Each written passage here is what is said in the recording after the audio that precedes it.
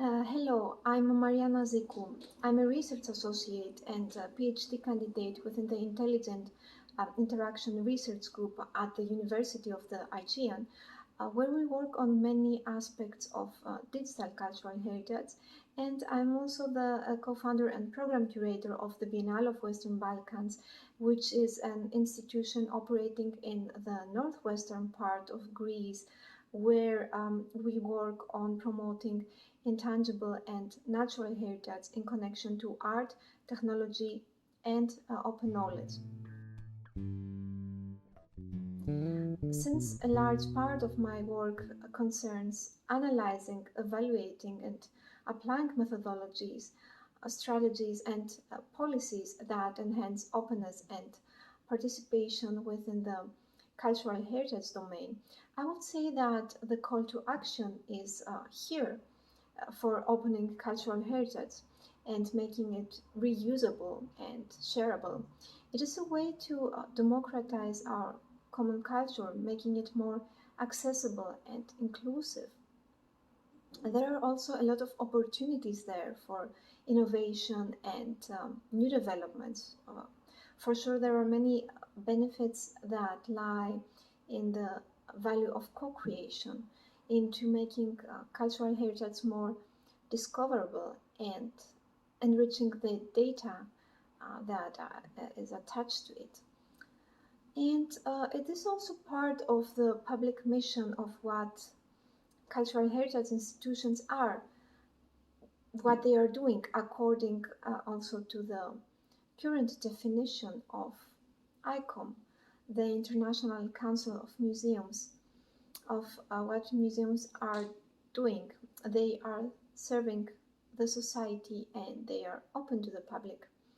So this is also a call to be coherent and consistent towards these principles and concepts.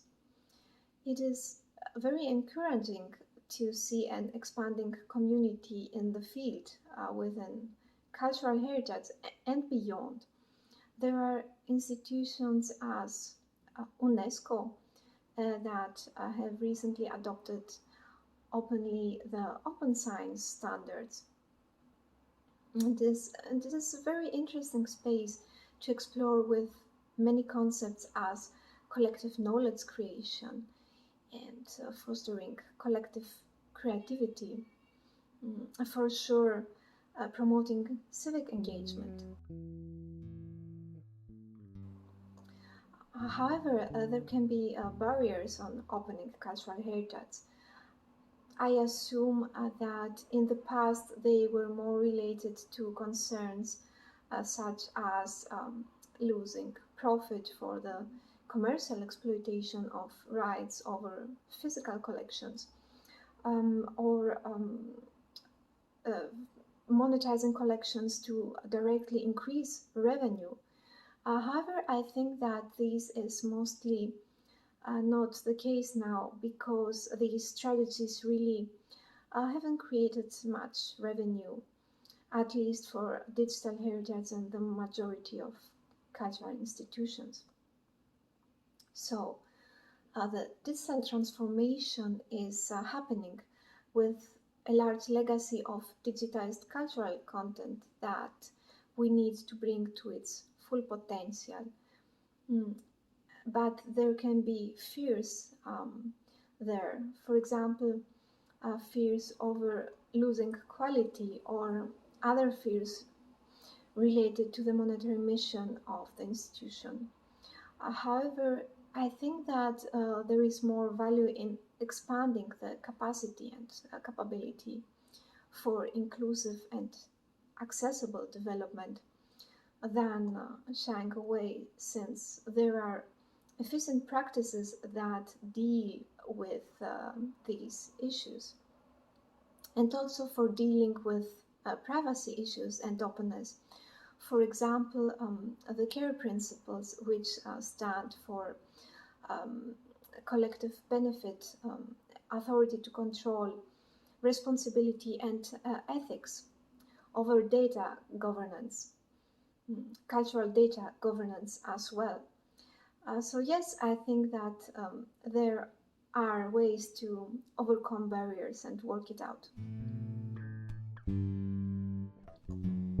And in the end, opening cultural heritage and applying Open GLAM, I would say is just practicing culture as it has been done often throughout the ages. I recall a conversation about agency and cultural heritage in the Middle Ages.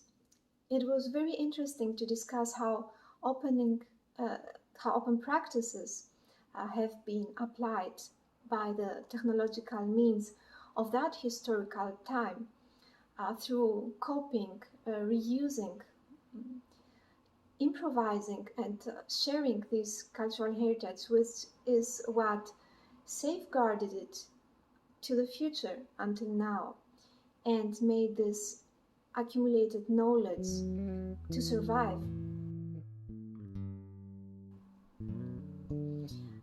Since openness and participation are in the core of the definition of what cultural institutions are, and since participation and openness are part of the driving force of digital transformation, uh, I say it is a matter of being coherent and consistent towards these values while um, safeguarding and experiencing cultural heritage.